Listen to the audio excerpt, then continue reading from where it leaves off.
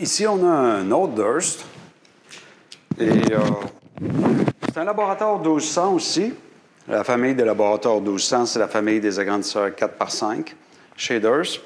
Et puis, ils existent en toutes sortes de versions, couleurs, noir et blanc, contraste variable, noir et blanc avec une source ponctuelle. On vient de voir le VariPoint. Celui-là ici, c'est le Colidap.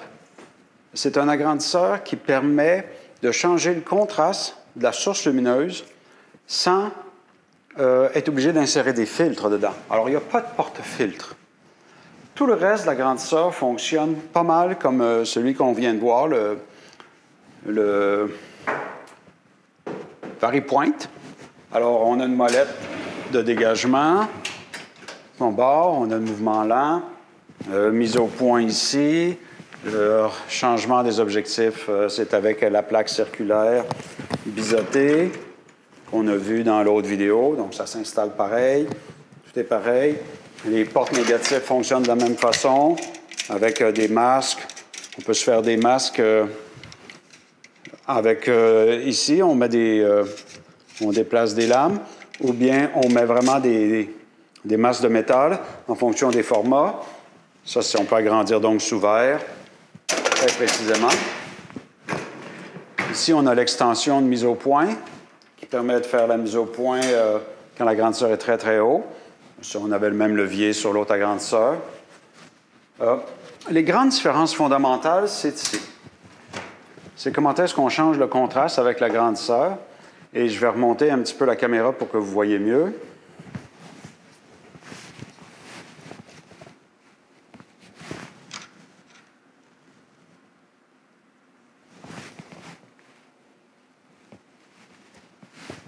OK.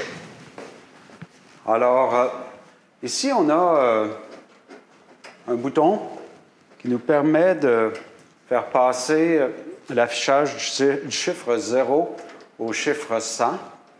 Et ça, ce sont des unités qui correspondent à du contraste. Alors, 50, c'est l'équivalent d'un contraste moyen. 0, c'est l'équivalent du double 0 chez Ilford. Et 100, c'est l'équivalent d'un contraste très, très fort.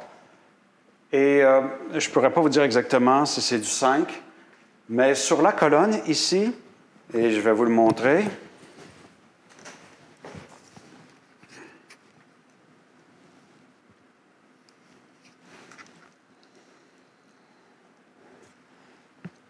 j'ai collé un petit tableau que j'espère qu'on peut voir. J'ai collé un petit tableau qui donne les équivalents. Le filtre 0, quand vous le mettez à la position 0, c'est l'équivalent d'un filtre 0. À la position 27, c'est l'équivalent d'un filtre 1. À la position 40, c'est l'équivalent d'un filtre 2. 60, l'équivalent d'un filtre 3. 84, l'équivalent d'un filtre 4. Donc, vous pouvez imaginer que tout ce qu'il y a entre les deux, mais c'est des contrastes intermédiaires. Donc, on joue avec la molette. Je vais remonter la caméra.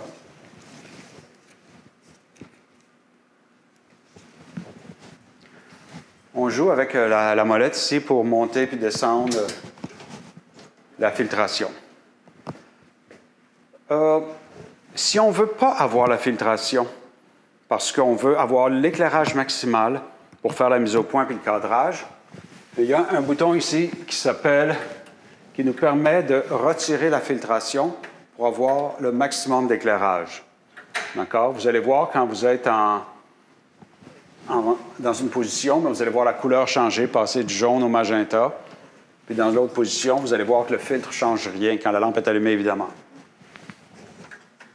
La grande différence avec les autres agrandisseurs, à part le fait que le contraste, on ne le contrôle pas par des filtres qu'on insère, mais en changeant la couleur de la source lumineuse, c'est le type d'illumination. On a vu, dans le cas du VariPoint, qu'il y avait des condensateurs, donc des lentilles, qu'on mettait entre la source lumineuse et le négatif pour concentrer la lumière. Et dans le cas du vari-point, parce que la source lumineuse est très petite, on avait un agrandisseur qui faisait des agrandissements avec un grain très, très, très net et très évident. Ça, c'est l'opposé de ça. Ça, c'est une source diffuse. D'accord? Diffuse light source for variable contrast paper. Alors, la source lumineuse éclaire dans des miroirs.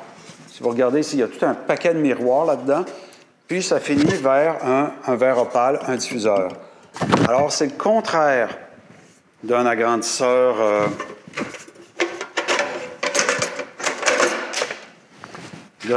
à condensateur.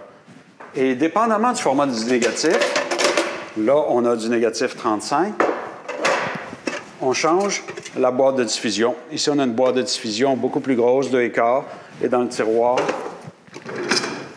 on a une très grosse boîte de diffusion pour le 4 par 5.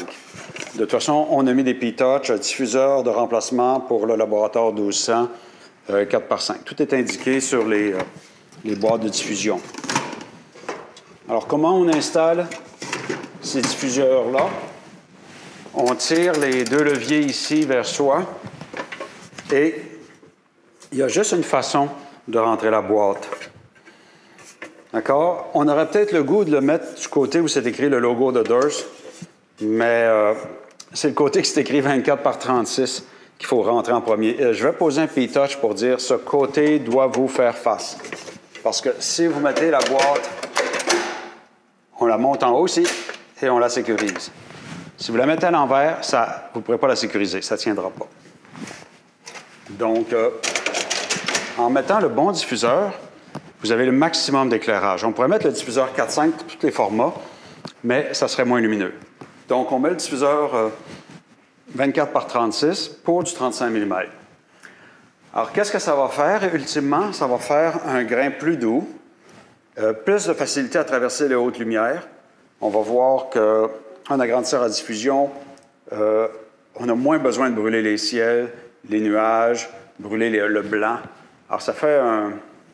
C'est pas moins contrasté. C'est moins contrasté dans les hautes lumières. Les scratchs paraissent moins, la poussière paraît moins, et le grain a de l'air plus fin avec un agrandisseur comme ça. Donc, si vous faites du portrait au 2,25 ou au 4,5, surtout du portrait au 2,25, là, vous allez avoir des belles peaux cireuses, là, la carnation de la peau, le micro-relief là, va être un petit peu atténué.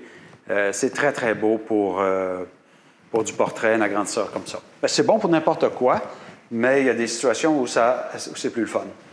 En plus, c'est une machine très rigide, vissée au mur. On est incapable de faire bouger cet agrandisseur-là. Donc, on peut s'en servir pour toutes les sauces. Et on contrôle le contraste par une molette ici.